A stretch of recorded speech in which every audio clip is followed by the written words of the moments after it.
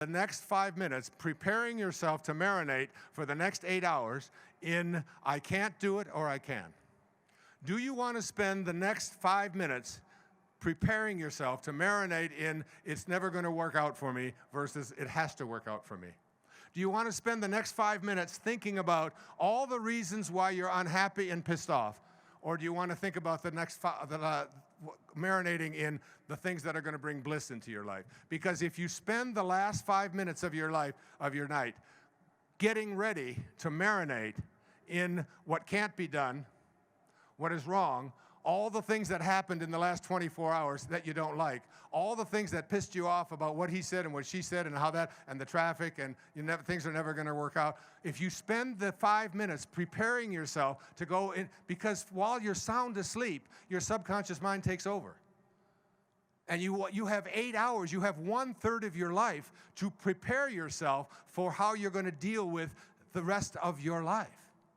What is tomorrow going to look like? Well, if you program yourself as you go off to sleep, reminding yourself of all the things that you don't like, the universe is going to offer you experiences that match up to what you don't like and what you don't want and what is missing and what other people have and you don't. Because I want to share with you something that is really the culmination of all I've been speaking about. In A Course in Miracles, there is something written that says, I said earlier, this is an insane world, and do not underestimate the extent of its insanity. There is no area of your perception that has not been touched by it. Your mission is very simple. You are asked to live so as to demonstrate that you are not an ego. That's what the Course asks. That's the words of Jesus, supposedly. And listen to this from the Course, which I put in the shift. The memory of God, which is what I'm asking you to recall. I'm asking you to go back not just to your birth, to your conception, to the spark moment when you went from non-being to being. There's not a person in here who didn't have that happen. I want you to go back and try to remember that. The memory of God, says the Course, comes to the quiet mind. It cannot come where there is conflict. For a mind at war with itself remembers not eternal gentleness. What you remember is a part of you, for you must be as God created you. Let all this madness be undone for you, and return in peace to the remembrance of God, still shining in your quiet mind. In your quiet mind. And if you can do that, what I am going to be writing about next year is about this idea of being able to have this highest place. When I introduced Dan, I was speaking about some spark that is in him that wouldn't let him be just someone who didn't look like everybody else. That spark, whatever that is, it's called not, Shakespeare has this wonderful line in Henry VI. It's a king who was trying to talk to the masses and explain to them that he's not your typical king. He said, my crown is in my heart, not on my head. Not decked with diamonds and Indian stones, nor to be seen. My crown is called content. A crown it is that seldom kings enjoy. That sense of who I am is perfect. Who I am knows everything. Who I am has an intuitive nature. Who I am is all-powerful. Who I am is capable of attracting miracles into my life. Who I am is not concerned with what I have and what I do and how I stack up to others. Who I am is not concerned with what's missing in my life. Who I am is a spark of God that's going to turn into a fragment. And when I get to that place, I am going to be able to attract and manifest into my life virtually anything I place my attention on. But this is not about attracting stuff into your life. Because the more stuff you have, the less you are connected to that field of intent or connected to God. You came from nothing, no thing, nothingness. You return to nothingness. So the greatest gift that you have been given, every single one of us, the great gift that you have been given is the gift of your imagination. Remember that quote I gave you earlier from Thoreau. If you advance confidently in the direction of your own dreams, your dreams, and endeavor to live the life which you have imagined in your imagination, you will meet with a success unexpected in common hours. It will chase after you. You have to know that. It's the famous story of the cat and the kitten. The little kitten is out in the alley and he's chasing his tail, and chasing and chasing and chasing and chasing and chasing his tail, which is what little kittens do. And this old alley cat comes up to it and says, "What are you doing?" And he said, "Well, I just returned from cat philosophy school. And in cat philosophy school, we learned two things. That number one, the most important thing for a cat is happiness. And number two, that happiness is located in my tail. So I have figured out if I can get a grip on it and get a hold of it, and once I get a hold of this thing, I'll have a lock on eternal happiness." And the old cat looked at it and said, "You know, I've never had the same privileges you had. Didn't get to go to school, lived out here in the alleys most of my life." He said, "But it's amazing. I learned the same thing that you did in school. I learned that indeed the most important thing for a cat is happiness, and also I learned that it's located in my tail." He said, "The only difference between you and I is that I've discovered that when I do the things that I have imagined and live the life that I want to live, it follows after me wherever I go." It follows after me wherever I go. And all I can say to you is that I live this, and I know that. And Maslow taught it to me when I was just a young doctoral student in my 20s. And it was this whole idea that when you detach from outcome and you fulfill your passion and you listen to your heart, that you will get the guidance that you desire as long as you stay aligned with the way that God thinks. This is why I think most of us aren't able to move past ordinary levels of consciousness, because we are not thinking the way our source thinks, which is, how may I serve instead of what's in it for me? Which is, what may I do for you instead of how much am I going to get? Which is, how can I offer you what I have? How can I make for you how can I want for you the happiness that I seek? How can I want it more for you than I do for myself? That's what meaning is. The end of the shift and the beginning of the shift has this quote.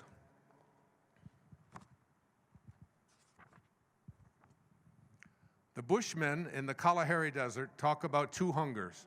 There is the great hunger and there is the little hunger. The little hunger wants food for the belly, but the great hunger, the greatest hunger of all, is the hunger for meaning. There's ultimately only one thing that makes human beings deeply and profoundly bitter, and that is to have thrust upon them a life without meaning. There's nothing wrong in searching for happiness, but of far more comfort to the soul is something greater than happiness or unhappiness, and that is meaning. Because meaning transfigures all. Once what you are doing has for you meaning, it is irrelevant whether you're happy. You are content. You are not alone. In your spirit, you belong. I can say to you honestly, as I stand up here in my 70th year, that applies to me. I feel that what I am doing right here in this moment is fulfilling a dharma that I signed up for before I ever showed up here and that spark took place. It's almost as if God said to me, "What do you want to do in this lifetime?" And I said, "I would like to teach self-reliance." And God said, A whole lifetime just doing that? I said, yeah, I'd really like to teach people that in this lifetime. And God said, then we better get your little ass into an orphanage. And you'll learn to rely upon yourself. And once you experience that, no one will ever be able to dissuade you. And what I'm saying to you now in these next few moments is that I know, I don't just believe it, I live it and feel it in here. I know that I am capable of, and every one of you are capable of, because we're all pieces of God, that we all know everything, and we're all powerful, and that whatever we put our intention on, if we stay aligned up here and think and act this way rather than down here, being consumed with our greed, that whatever it is you would like to attract into your life, you do not get what you want, you get what you are. You will attract who you are and what you are. So this great gift of your imagination is the first thing. And the imagination is the place within you where you have to go to place into your consciousness, into your mind, what it is that you would like to attract into your life. Whether it's health, and I do this with this leukemia every day. I do not fight it. I'm not angry at it. I invite it to leave if it wants to, but if it wants to stay with me, I invite it to stay with me peacefully and lovingly. And I know that I showed up when I was supposed to, and I will shed this body when I'm supposed to, and I'm not in any fear about when that is supposed to happen. I just am totally at peace with it all of it, okay? So in your imagination, you have to remember that everything that exists, just look around you. Look at what you're wearing. Look at the chairs that you're sitting on. Look at this building. Look at this the screen up here. Look at everything that is taking place in your life. Everything, whatever it is, understand that it first had to be imagined. It started out as a thought. We are all thoughts of God. Now, if you know that everything that ever existed once had to be thought, then you start, and as I used to tell Sky this over and over again, you must contemplate yourself surrounded by the conditions which you wish to have show up in your life. You must contemplate this. Your thoughts in your imagination, you continuously contemplate what it is. You know, the law of flotation was not discovered by the contemplation of the sinking of things. The law of flying, these beautiful machines that fly over and take us all over the world, was not discovered by the contemplation of the staying on the ground of things. It was contemplated by someone or several people who contemplated heavier than air objects moving through the air at a certain speed with wind pushing under that, and that's what they contemplated, and they wouldn't allow themselves. You can't, if you contemplate things not working. I'm on an airplane. And I'm sitting next to a woman who's a photographer on Maui, had just done a wedding and was flying back to San Francisco. And she's got all of this equipment, and I said to her, you're a photographer? Is that what you do? She said, yes. I said, do you like it? She said, yeah. She said, but I'll never get rich at it. I said, would you like to get rich? She said, well, of course. Who wouldn't want to get rich? I said, let me see who I'm going to sit next to for the next 5 hours. I'm sitting next to someone who believes that she can't get rich and anticipates that it will never happen for her, even though it's something that you want. Is that what you're saying? We had this, she was very nice talking to her and a very sweet lady. But so often this is what we do. We have thoughts in our head about what we can't do, and then we wonder. I used to give the example of if I gave you $1 million, and I said to you, take this $1 million and go out, and this is your currency, to purchase anything that you want, anything at all that you want. And so you go to the mall, and the first store you come into has a group of these ugly old rugs, and you say, I'll take 2 of those. They're $50,000 a piece. And you say, but you don't even like them. I know, send them to my house. And then you look at another store, and they are selling lamps, and the lamps are just hideous looking. And you say, I'll buy 10 of those. That'll be $100,000. And then you get home, and you realize that your house is filled with all of this stuff that you don't want. And you say, how come my whole house is filled with things I don't want? It's because you're crazy. It's because you've been given a currency to attract what you do want, and you put your attention on what you don't want and spend your currency thinking about all the things that you don't want, which is what your thoughts are. You never, but never, but never want to put your attention on what you don't want unless you want to attract what you don't want. You don't ever want to think about what's missing in your life unless you want more of what's missing in your life. You don't even want to think about what is unless you want more of what is to continue showing up in your life.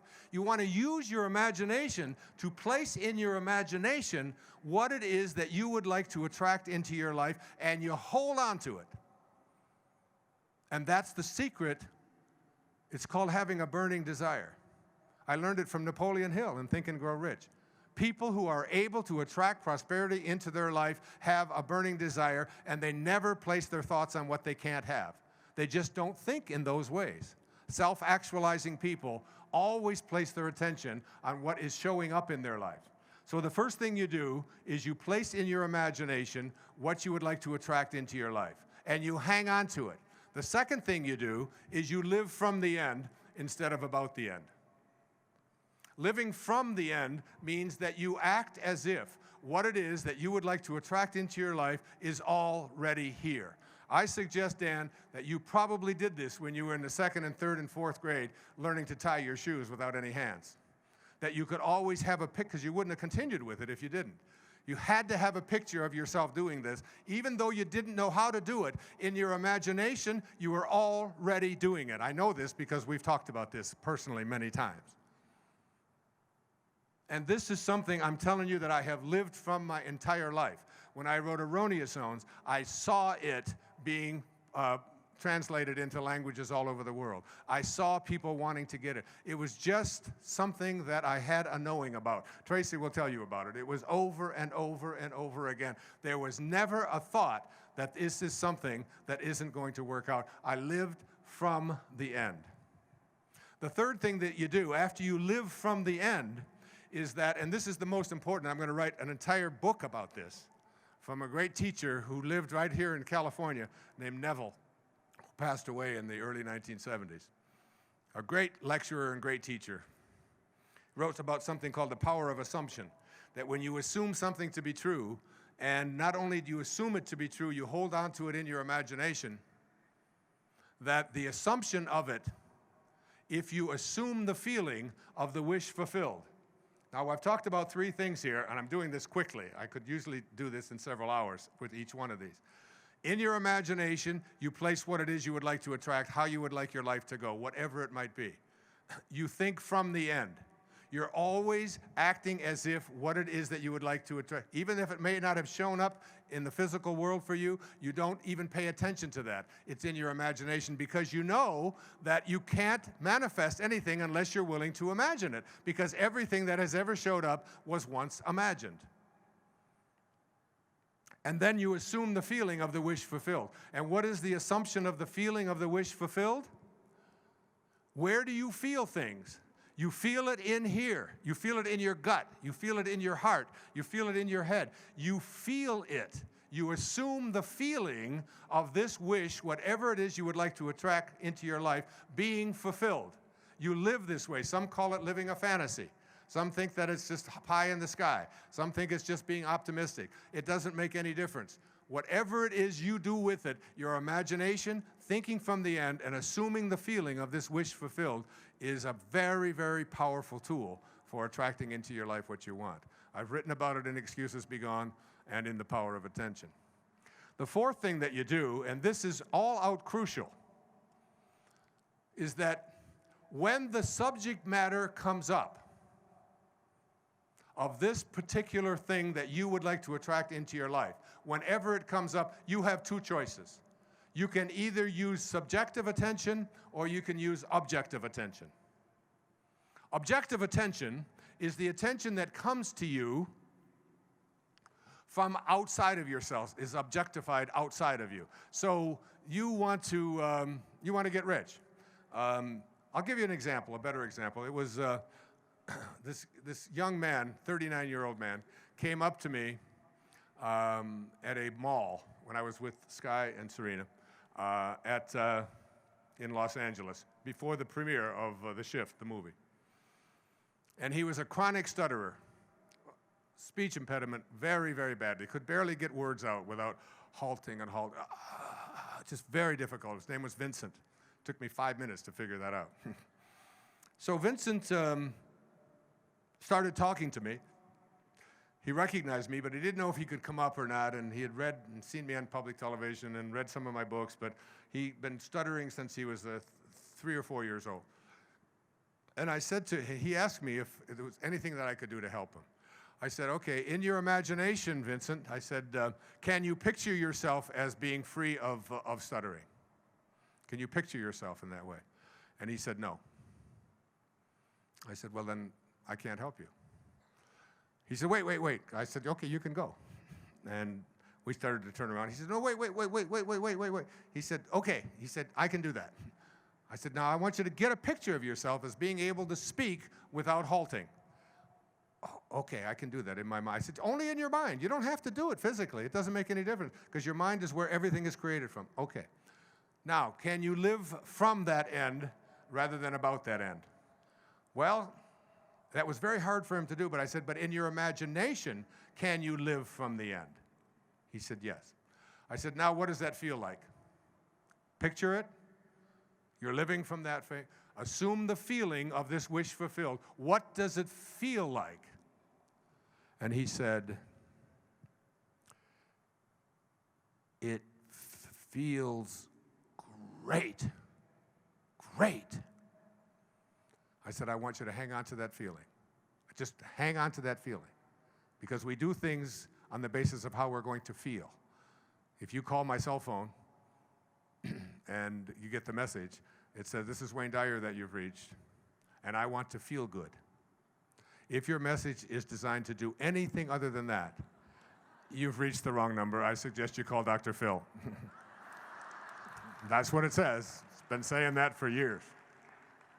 Because feeling good is the same thing. Muktananda, as people would walk into his ashram, and he would say, do you know the difference between good and God? And if they didn't know, he would just do this. 0. There's no difference. Just one little 0 between good and God, one little O. Good and God are the same. Feeling good is the same as feeling God. So I said, Vincent, can you hold on to that? I said, now here comes the test. I said, when the subject matter of your stuttering comes up, what kind of attention are you going to put on it, objective or subjective? Objective is, you've been stuttering since you were 3 years old, that's 36 years, so you're pretty much stuck with that in your life. What does that do for you? What do you do when you hear that? When you see research studies that say overcoming it after this many years is impossible, what do you do with that? You can return to the place in your imagination where you have already decided to live from that place and just go there. That's called subjective attention. But if you use objective attention, you'll say, they're probably right. I can't do that. It's like the woman next to me saying, I'll never get rich at it. Why not have in your imagination getting rich? And why not every time the subject matter of whether you can get wealthy doing weddings on Maui, for you, in your imagination, you go to the place where it's bringing all the riches that you want. You are content. Objective or subjective. The problem for most people is if they decide they want to lose weight, if they decide they want to attract the right person into their life, if they decide that they want to they listen to all of the negativity that's out there in the world, and they use that negativity to reinforce that they can't do something, and they stop. Instead of going right back to their imagination, you have to be a scurvy elephant on this. You do. The negativity that's out there will permeate. I love this story. I don't know if I can tell it on television, but I'm going to anyway. Told me by my friend Tom Barber. A couple from Nebraska had come to New York where they encountered sort of a New York attitude everywhere they went. And they weren't accustomed to this sort of fast-talking rudeness that they just weren't used to getting. And they were getting all day long, everywhere they went, they were getting it. Finally, it was 4:45, and they still hadn't seen the Empire State Building. And they went up to someone, a New Yorker on the street, and they said, excuse me, can you tell us how to find the Empire State Building, or should we just go fuck ourselves?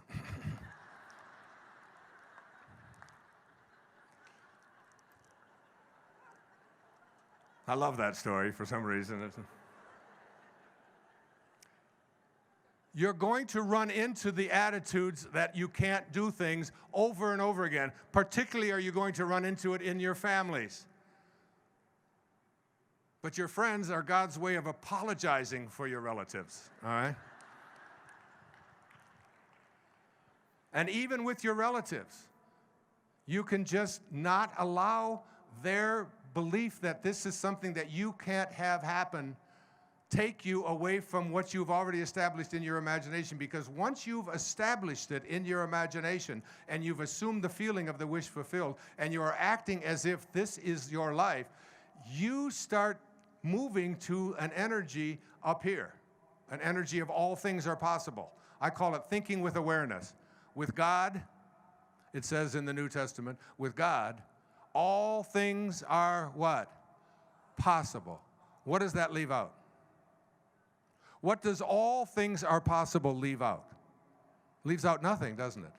That's the scripture. And that's in virtually all spiritual teachings. When you move and elevate your life to the higher place and become the God within, you're omniscient, you're all-knowing, you're all-powerful. It's in your mind, and you never allow anybody else's opinion to do anything other than take you back to the place in your imagination where it will be fulfilled. Now, the fifth step here is called your subconscious mind. And your subconscious mind is a very intriguing thing. If you listen to my friend Bruce Lipton, who will be speaking here this weekend, and he's really terrific. He wrote a book that I promoted on my public television special, The Biology of Belief. It transformed my life because it taught me that even our DNA, even our genetics, the science of epigenetics, is the science where we begin to realize that our thinking, our thoughts, our way of processing and perceiving the world can alter even our genes, our genetic structure. You think a little thing like leukemia is going to stop me when I know that I can change my genetic structure and alter that? That's like, it's just another one of those challenges. Who would like a copy of this? Oh, stand up, the lady in green. But you got to catch it. What was that? I just been speaking for 3 hours and you say I might not be able to catch it? It's all those people around you. Oh my goodness, God bless you. Enjoy it. The biology of belief. Your subconscious mind is where you do virtually all of the things that you do. Your subconscious mind, it gets programmed, and your subconscious mind, like I'm in London last fall, giving a lecture over there. They picked me up at the hotel, and I have to give a lecture across London, across town. And the guy who picked me up to take me to my talk was from Afghanistan. And he's driving a stick shift, one of those black cabs, okay? And he's got, 3 pedals and 2 feet and going through traffic like you've never seen in London, if you've been in London. But he was even telling me that in 1905, you could get across London faster than you can today with cars. That's how long it takes. Just a lot like the inner city of New York City. But he was whipping around through the different and talking to me about the Pashtuns and what it was like and why the Taliban were doing what they were doing and why I was taking notes. I learned more about Afghanistan than I ever did watching anything on television. All right, and 45 minutes later we pull up there, and not once did the guy ever think about what he was doing. Not once did he think about where his feet were going. Not once did he. And you all do it the same. You get into your car, and who drives your car? Your subconscious mind. You're not thinking like you did when you first learned to drive. I taught driver education for 4 years. When I was first starting out, it was my second job. You have to tell, I would tell the girls, I taught it in all girls' schools, I'd say, okay, turn into that driveway over there, and you'd be going along 30 miles an hour. Okay, they turn away. No, you slow down first. And you all know how to do this because your subconscious mind does the driving, right? Your subconscious mind cannot make a distinction between what it is that you are experiencing in your life and what you believe and what you think. It's all the same to your subconscious mind. If your thoughts are on, I can't do something, that's no different than you're not being able to do it physically. If your thoughts are on, I can do it, but your physical body is not able to do it, your subconscious mind starts programming you to, I can do it. You want your subconscious mind to be the driving force in your life so that you get onto automatic pilot and you're always thinking about and attracting into your life the right people, the right events, the right circumstances, because when you assume the feeling of the wish fulfilled, Neville said, you take these ideas and turn them into concepts. You turn the concepts into conditions, you turn the conditions into circumstances, and you turn the circumstances into objects, and you turn the objects into the facts of your life. You start with the assumption. That's how it works. So your subconscious mind, you've got to remember, you're programming it all the time. I can't do this. It's not possible to do that. These are the reasons why this, and explaining all of the things that have happened to you and shouldn't have happened to you and are happening. That's the subconscious mind at work. Now, I've moved through these steps rather quickly, but I want to take you to the last 5 minutes.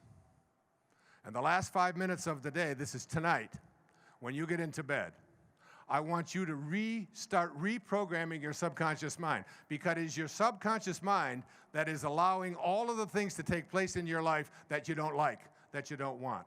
So if you get into bed tonight and you know you're going to go to sleep in 5 minutes, do you want to spend the next 5 minutes preparing yourself to marinate for the next 8 hours in I can't do it or I can? Do you want to spend the next 5 minutes preparing yourself to marinate in it's never going to work out for me versus it has to work out for me? Do you want to spend the next 5 minutes thinking about all the reasons why you're unhappy and pissed off? Or do you want to think about the next marinating in the things that are going to bring bliss into your life? Because if you spend the last 5 minutes of your life, of your night, getting ready to marinate in what can't be done, what is wrong, all the things that happened in the last 24 hours that you don't like, all the things that pissed you off about what he said and what she said and how that, and the traffic, and things are never going to work out. If you spend the 5 minutes preparing yourself to go in, because while you're sound asleep, your subconscious mind takes over. And you have 8 hours, you have 1/3 of your life to prepare yourself for how you're going to deal with the rest of your life. What is tomorrow going to look like? Well, if you program yourself as you go off to sleep, reminding yourself of all the things that you don't like, the universe is going to offer you experiences that match up to what you don't like and what you don't want and what is missing and what other people have and you don't. You don't want to use your mind to train your subconscious mind to act like that, because you will align with ordinary rather than with the superconscious.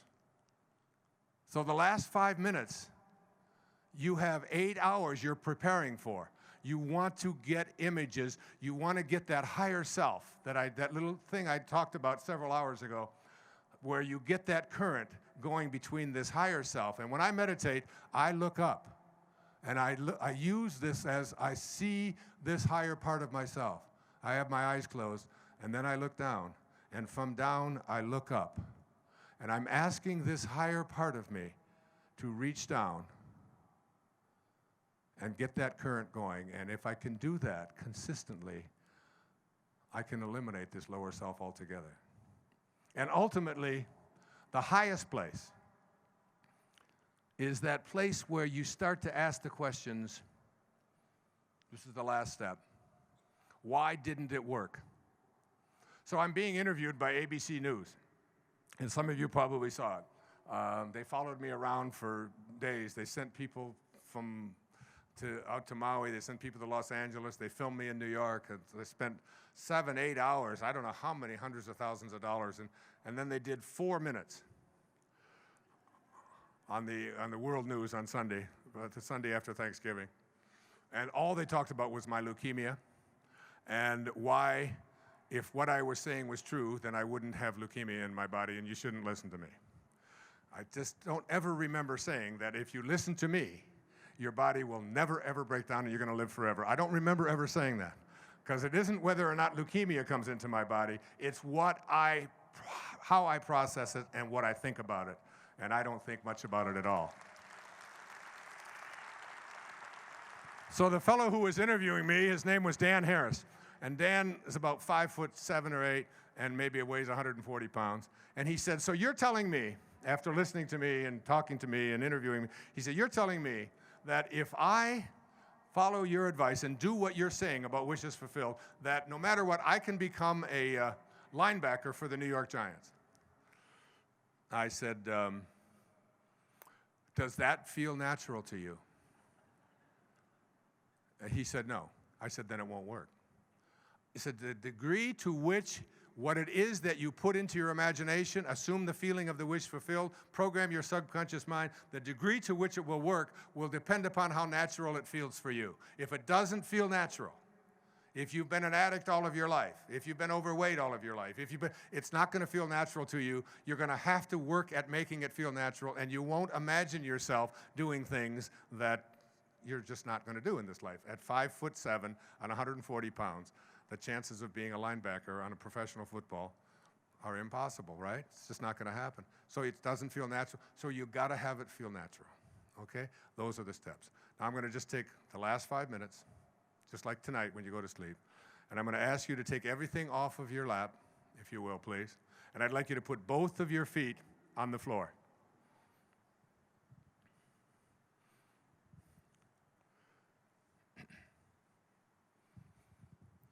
I just forgot to mention, we just have a brand new 6 CD set out called Making the Shift, which takes this into much more depth and which is now available, just came out. But I'd like to play for you something that will help you to reach that higher place, that place that I've been speaking about. Remember, if you want to elevate your consciousness, you have to change your concept of yourself.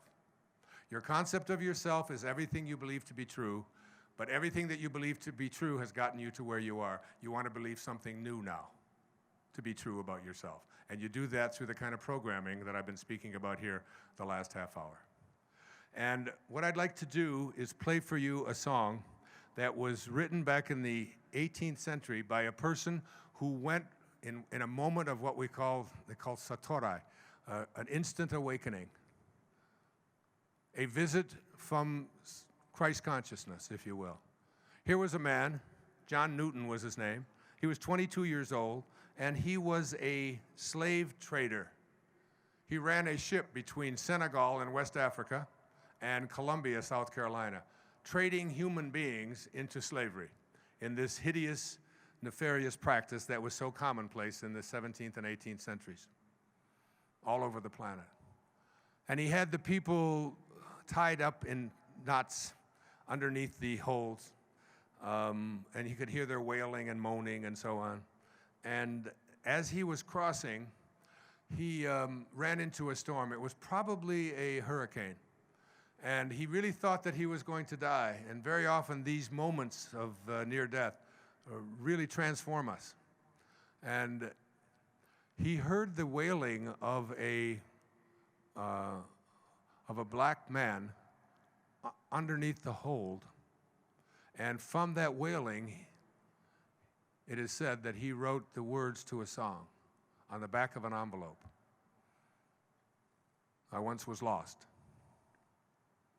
and now I'm found. And he called it grace. It was grace that taught my heart to feel. It was grace, he said, that brought me home. Now, it's been sung by many people and many times. You've heard it over and over again, but you've never heard it like this, because it is sung by Cecilia, who has one of the real profound voices, the second most beautiful voice I've ever heard. I better say that. It's true. And I asked her to put together 10 of the songs that really inspire me and that I run my life by. Amazing Grace, The Prayer of St. Francis, You Raise Me Up, From a Distance, Ave Maria, Over the Rainbow, I Believe, May It Be, The Rose. Incredible, beautiful music. Her name is Cecilia. She was the first person in the history of the Oslo Conservatory of Music to go through the entire program with a perfect score on all facets of voice. She reaches the 10th octave, and you'll hear it in here. And she's accompanied by the whales, who live right outside my front door on Maui, the humpbacks. They're just leaving. And the sound of these whales, and getting these whales into the sound booth and getting headphones on them, we spared no expense in bringing this to you. But the sounds of the whales are sounds that I hear every day in the 6 months that they are there, because you can go under the water, you can actually hear them talking to each other with these great sounds. And this piece of music I have in my car, it can move the traffic. It's a way to get that current going between the higher and the lower self. So, ladies and gentlemen, Cecilia, accompanied by the whales, singing John Newton's Amazing Grace. And I want you to know that when the storm passed, John Newton returned to Africa, freed all of the people that were in the holds, returned to Bristol in England, and for the next 55 years became the most ardent spokesman for the abolition of slavery. It happened in one moment. So here it is, bound. And it was grace that taught my heart to feel. You were touched by that. I'd like to give you a copy of it. Would you like this? There you go, for you. And here's my daughter's CD, You Inspire Me, as well. So we've come to the end. The words of Patanjali ring in my ears as I was listening to that beautiful rendition of Cecilia. When you are inspired by some great purpose, some extraordinary project, all of your thoughts break their bonds. Your mind transcends limitations. Your consciousness expands in every direction.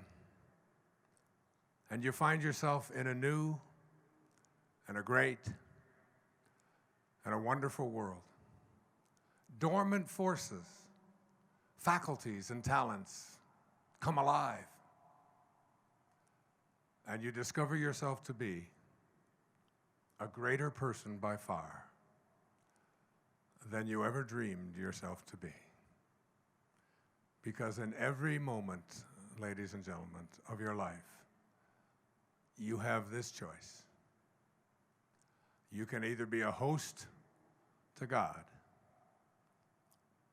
or a hostage.